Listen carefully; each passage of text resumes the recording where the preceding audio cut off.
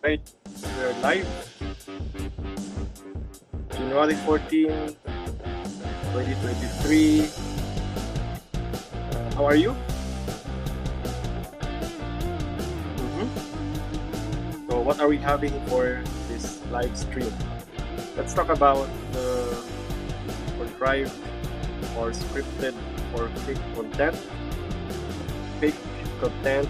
and the business aspect of YouTube, poverty porn, clickbait, Pinoy baiting, in relation to what happened to popular YouTuber or Facebook personality, Mr.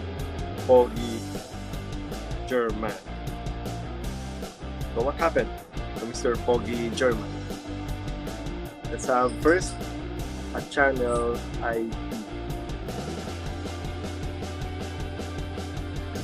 Nagkakaroon na naman ng pagtaas ng COVID-19 cases dito sa Pilipinas.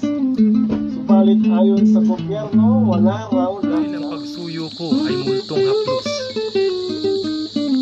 Huli na akong lumampi ng libong taon.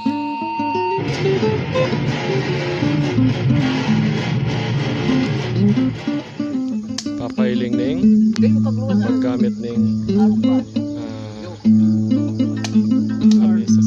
folk beliefs related to the municipal. Nonglo or the kinabayo could very well be an articulation of this folk.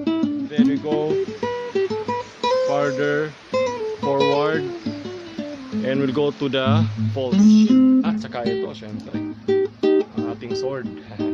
Kasi naman, ano po, kung talaga may sword na po dito. Okay, as we said, we're gonna be talking about contrived content, scripted or fake content, the business aspect of YouTube. You know, people trying to earn money on YouTube by hook or by crook. And let's also talk about poverty porn, also Pinoy baiting, clickbaiting, and also Mr. Pogi German. Okay? According, what happened to Mr. Pogi German? Indeed, what happened to Mr. Pogi German? Mr. Pogi German is a popular YouTuber and Facebook personality, and his content is kind of adventurous to say the least, because he likes to,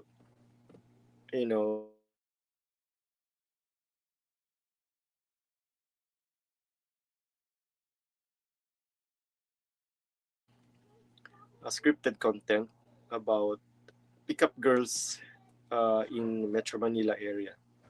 So, for example, in one content, he actually, made a deal with his tattoo artist, and they made a YouTube video or a Facebook vlog episode wherein the tattoo artist acted as a pickup girl, and after that, Mr. Pogi German talked to the supposed pickup girl, and that he said that Mr. Pogi German, the pickup girl, deserves better in life, and that Mr. Pogi German, actually felt bad for her, and wanted her to stop, being a pickup girl, and because of that, Mr. Pogi German provided money and even sought employment for her. So that's what happened, and later on they became a little bit close, romantic, and it was only later when he revealed that indeed during the face reveal, I mean, that the supposed pickup girl wasn't really a pickup girl, but was in fact a tattoo artist, a really skilled and popular tattoo artist, and not really a real pickup girl. So, to make the long story short, the content was contrived, scripted. And was that really, you know, a real life footage of the life of or the everyday life of a pickup girl? So that's usually his content.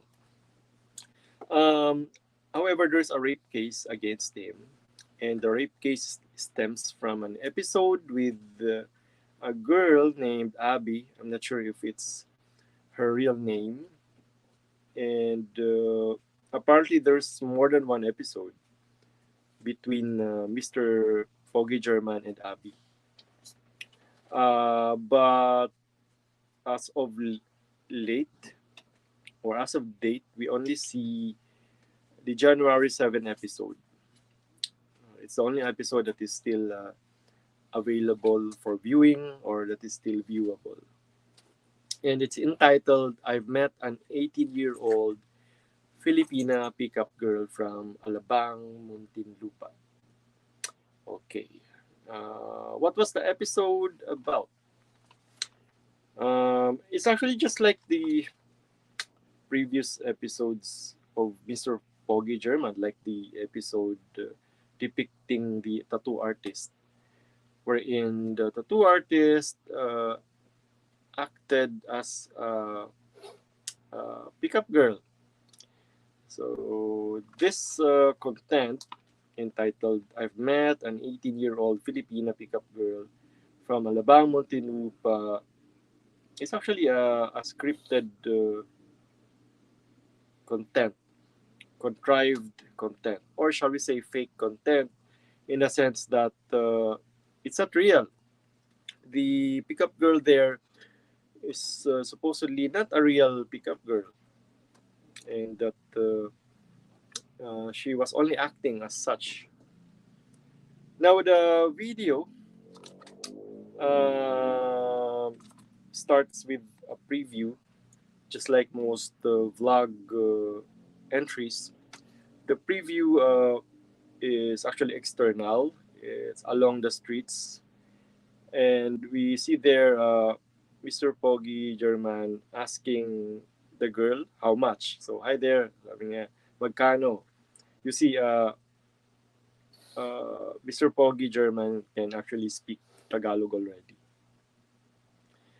It was later revealed in the news that MPG or Mr. Pogi German has been in the Philippines since 2019. And in fact, the visa of the guy is already lapsed.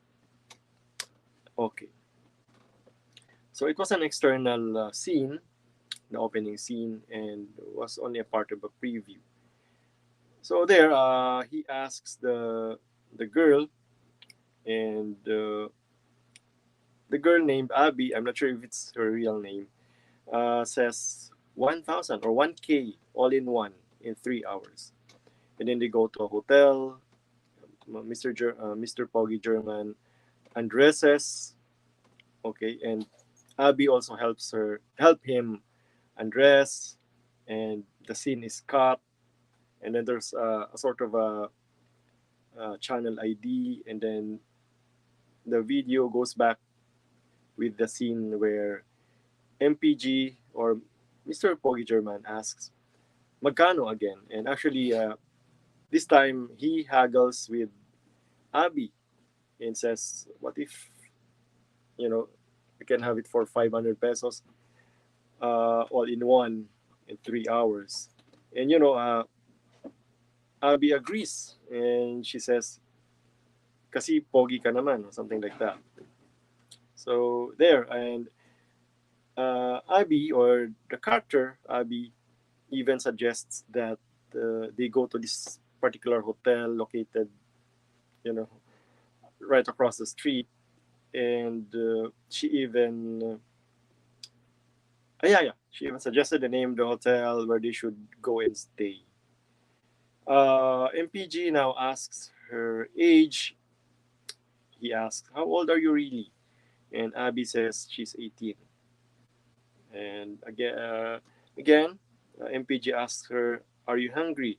Usually kasi, uh, Mr. Pogi German would bring pickup girls to restaurants, fast foods, and that's where they would talk.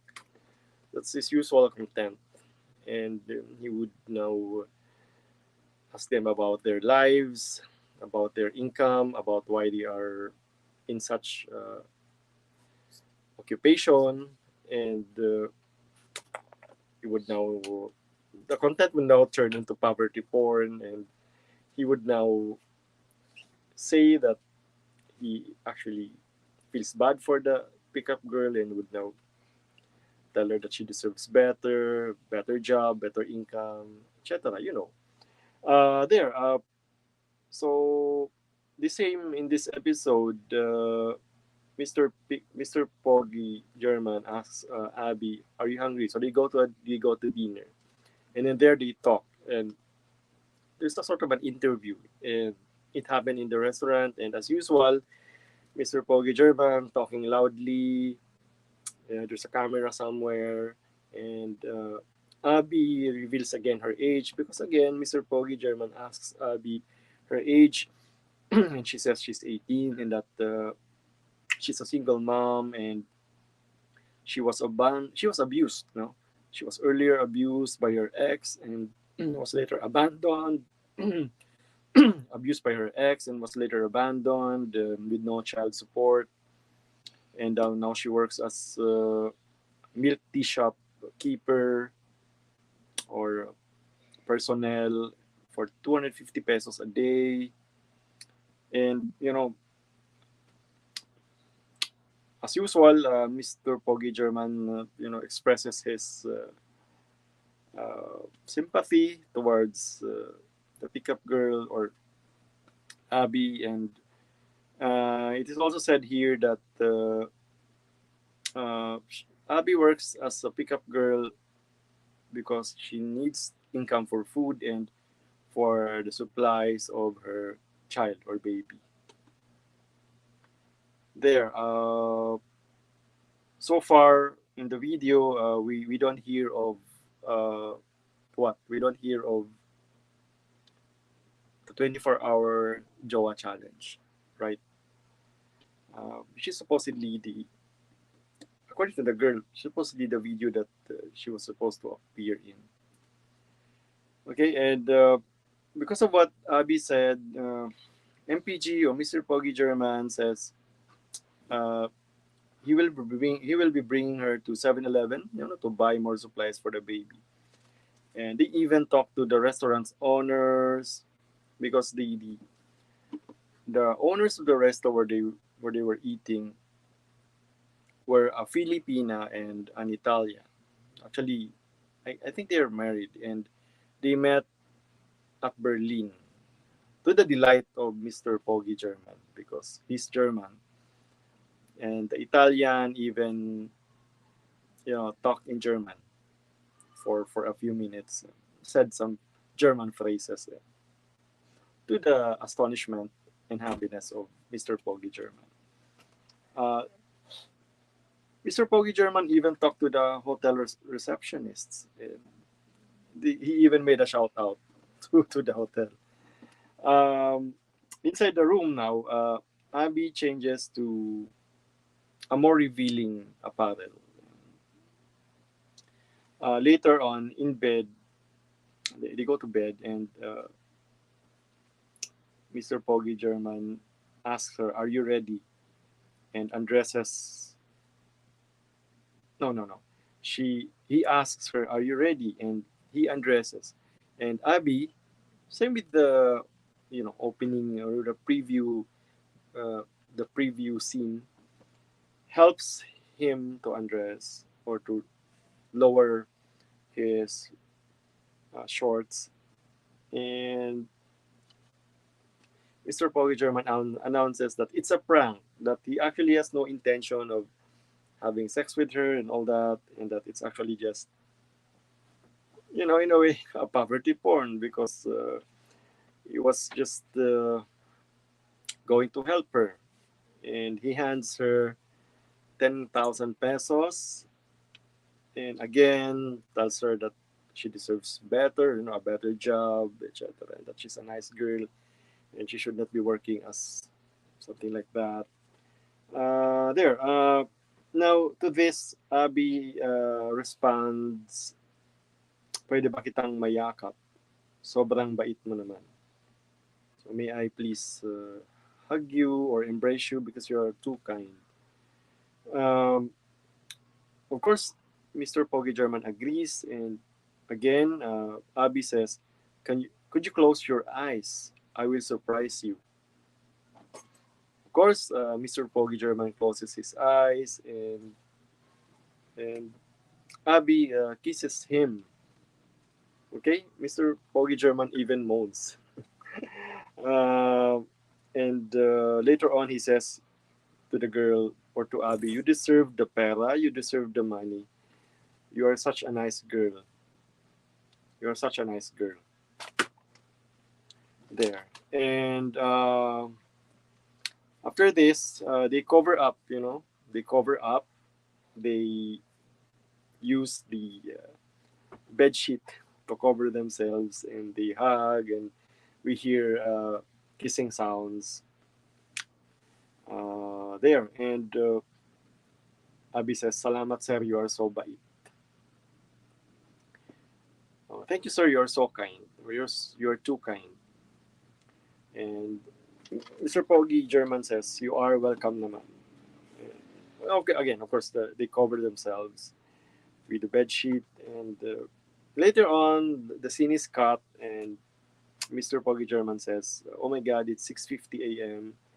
and we must check out." Okay, so they went out, and then the last scene was actually a send off scene where Abby was being sent off to, to, to a jeepney. And Mr. Pogi German says, "Okay, Abby, bye." So there, that's the last scene. As I said, apparently there's another video, but it's no longer available. Only this video is available for viewing. This January 7 video entitled, "I've met an 18-year-old Filipina pickup girl from Alabang, Muntinlupa."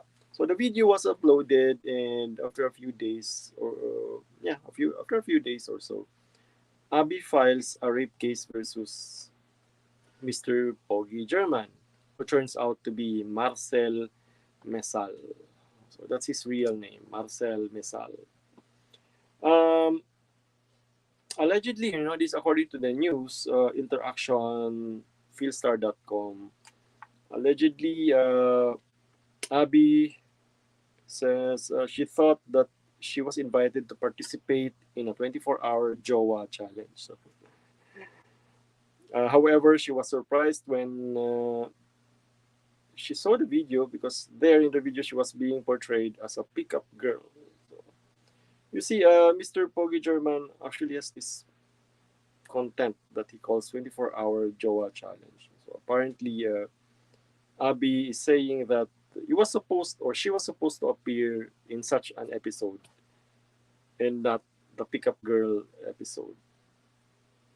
Although, if you watch the video, it was very clear that Abby or the girl was portraying the role of a pickup girl. So it was very clear.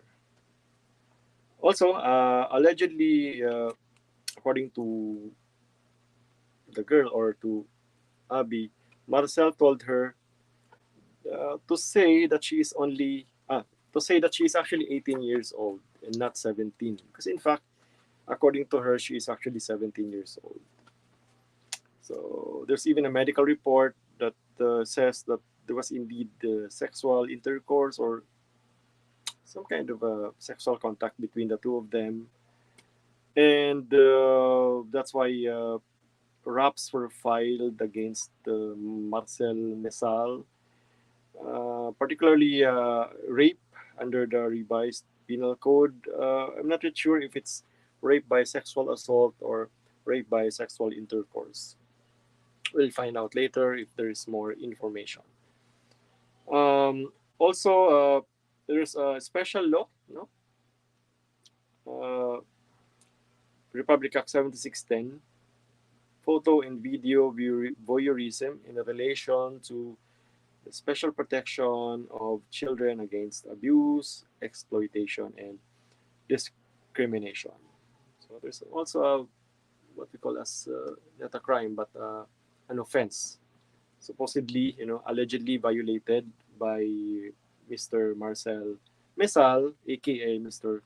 Pogi German. This is actually from interaction.philstar.com. So there, some people, really, some people were actually happy for what happened. They are saying that he deserves it. Marcel deserves it. Some people are saying that something is off. That perhaps this is a case of according to them, a case of extortion on the part of the girl. So we'll find out later. But you know what? Marcel Mesal is in hot water. So there, Marcel Mesal is in hot water. By the way, let's stop for some comments. We have here Rainer Family Official from Inupa. So thank you, Rainer Family Official. There's also Gracie and Mom. Hello po, Gracie and Mom. There's also again Rainer Family Official. Inupa's Love. Ka Bagwis Vlog. There. Thanks guys for dropping by my small YouTube channel.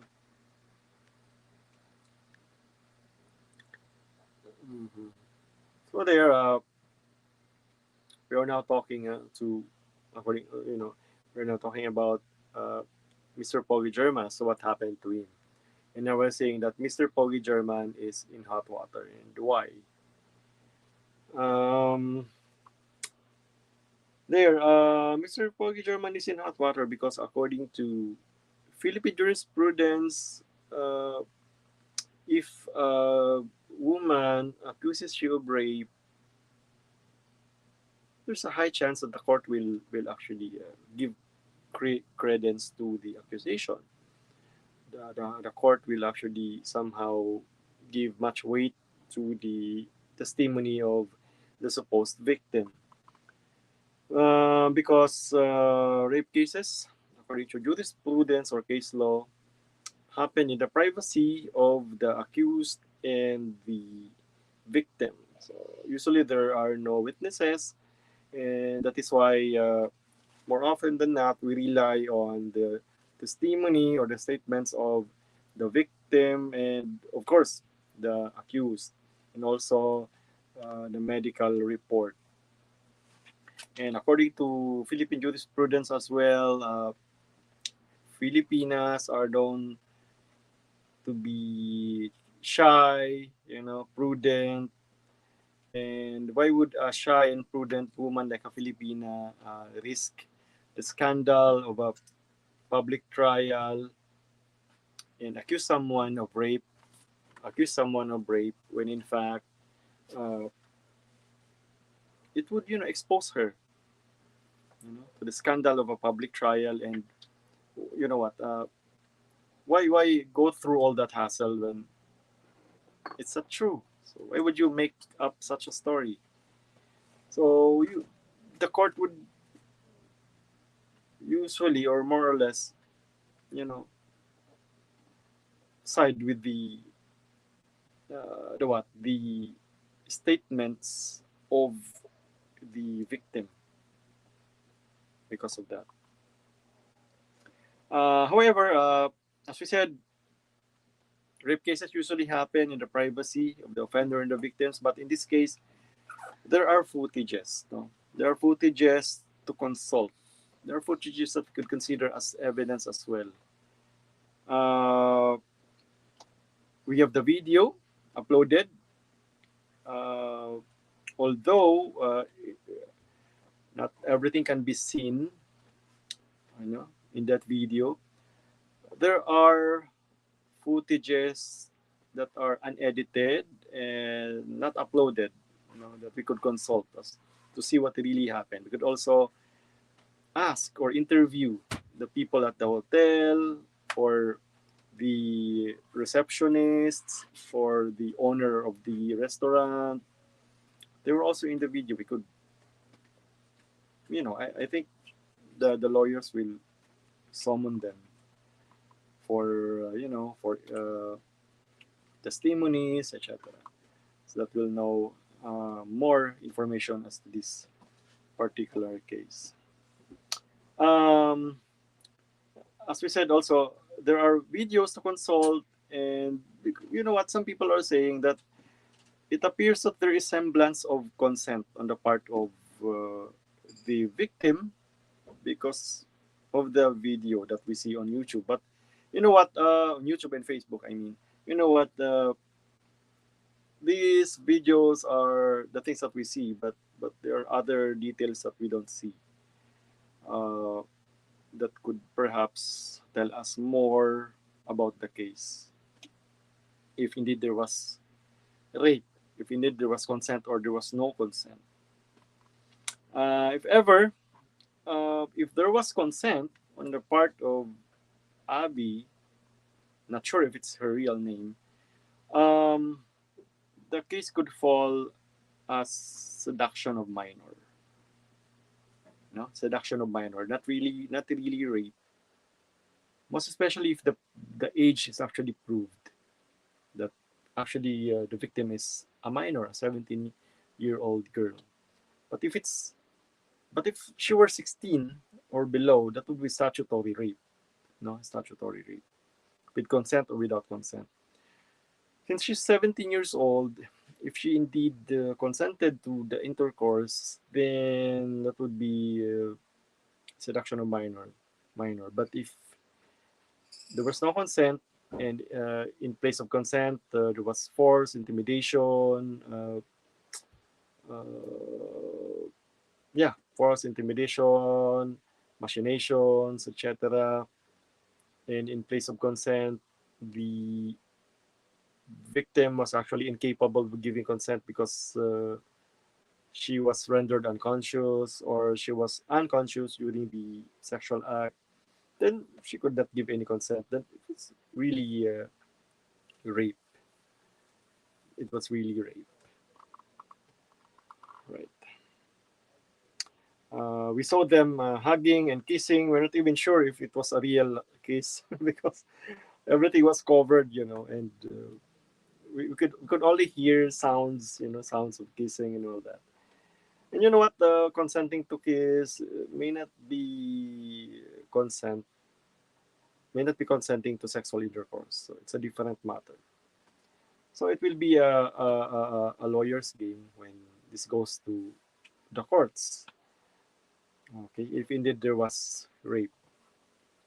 As per voyeurism, photo and video voyeurism in relation to special protection of children against abuse, again, it will be a matter of evidence and a matter of interpretation of the law by the lawyers and by the judges. You see, some people might argue that anyway, the most of the most of the sensitive scenes were actually covered. The face of the victim was covered, or the supposed victim was covered, and even the supposed intercourse was under the what? Under the bed sheet. So apparently, if ever there was rape or seduction of minor, it happened, we call it behind the scenes. So it happened behind the scenes. Okay, which brings us to the topic, which brings us to the topic of fake content, scripted content, poverty porn, Pinoy baiting, clickbaits, and the business aspect of YouTube or vlogging. In the effort of, or in the yeah in the effort of people to earn money via YouTube, some people actually succumb to the pressure of the viewers and to the pressure of the algorithm, and they create content, that's fake in the sense that it's not real, it's not a real life content, or they create content that's scripted. In some poverty porn content, it can happen that we have this vlogger helping people, but in fact it's not really a true to life, real life drama. We find out later that it's actually a scripted, scenario.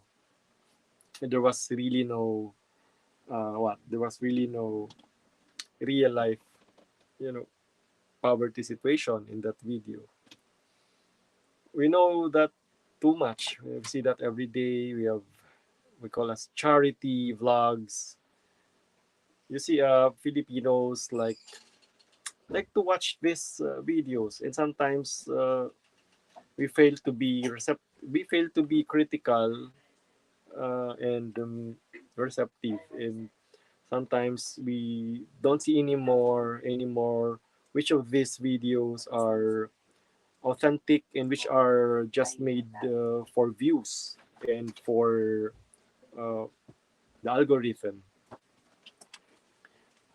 You see, these kinds of videos are eliciting a lot of interest, so people tend to do them a lot. Okay. Um. Okay. Sorry, there was kind of a. Okay. There.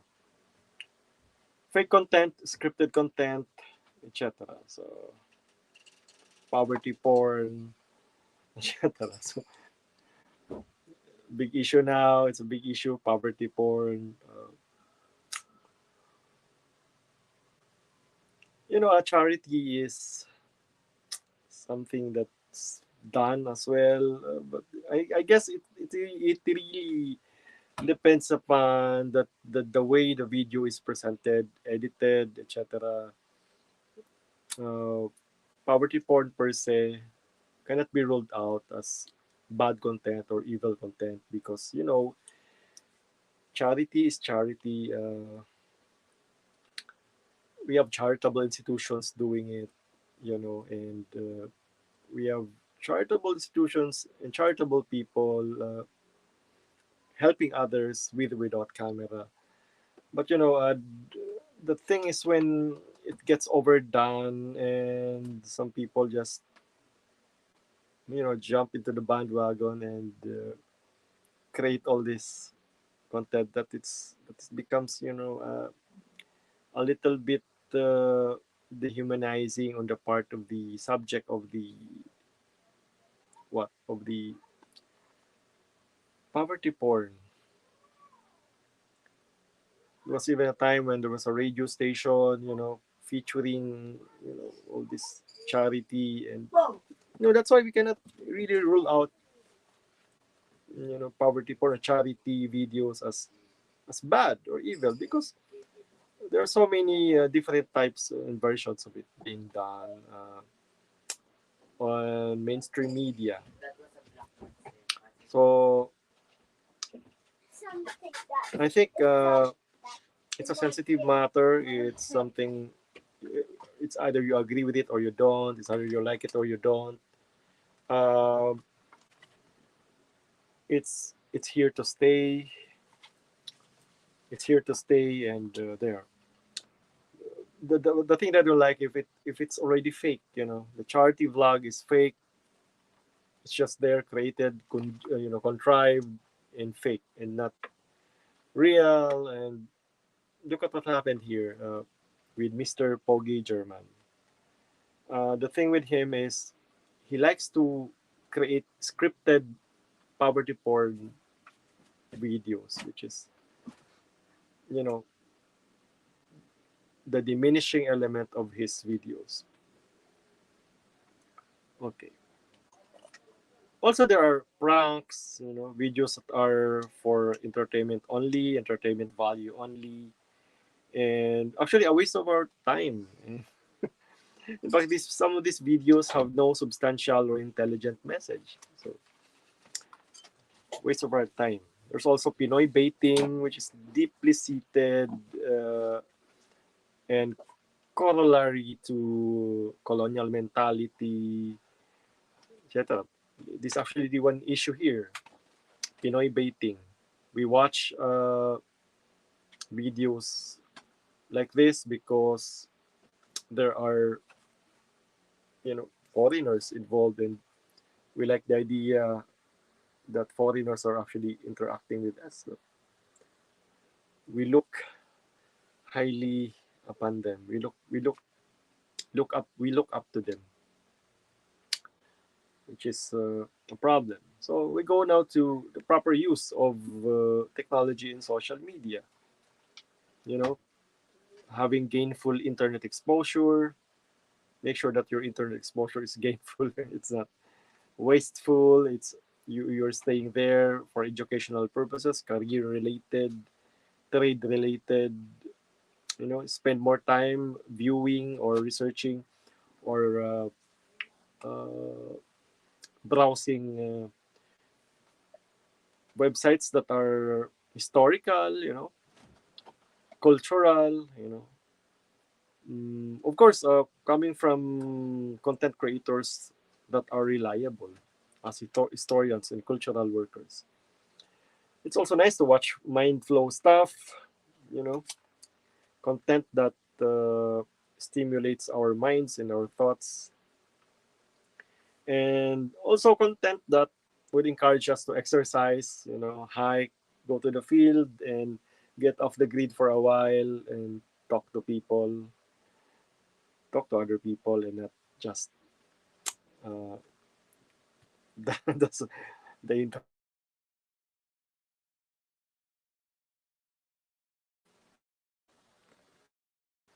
proper use of technology and social media. At the end of the day, no story or content is worth your life and worth your good name and reputation. So anyway, what can you say? What can you say about our live stream? Something wrong with my smartphone. All right.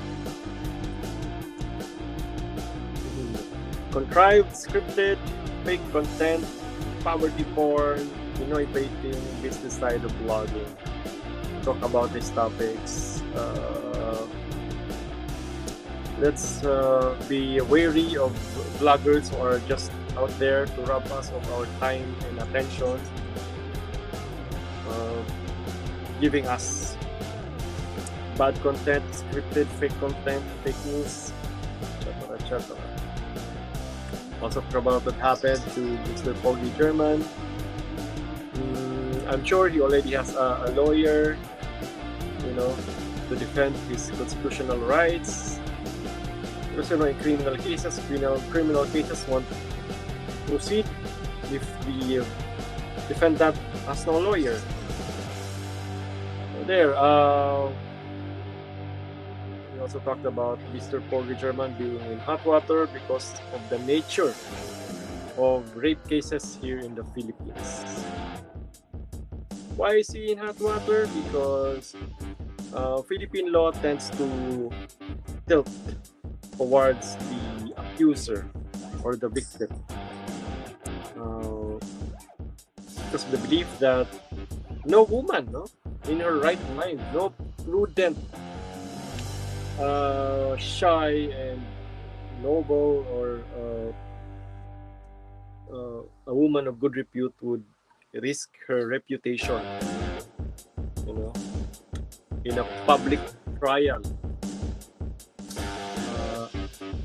on rape, on a rape case, when the accusation is not real, or it's not, accusation is not truthful. Yeah, we are reminded of the proper use of technology and social media, and that, yeah, no story or content is worth your life, or you should. There's so many kamote riders out there, motovloggers, just for views, they violate traffic rules, and they endanger themselves and others in the highway. Or something like this, very, something like the content of Mr. Pogi German, very, what do you call this, a very adventurous, risky, unconventional. Yeah, of course, life is changing, the world is changing, technology is changing, mindsets of people are changing, but there are still, absolute truths and absolute discourses, things. Right, keep it here for the Hagbayong channel and KNS Talks. Remember, the pen is mightier with a sword and with sound content. Good content, respectable content, educational, cultural. Thanks for watching, and remember, the pen is mightier with a sword. Bye-bye.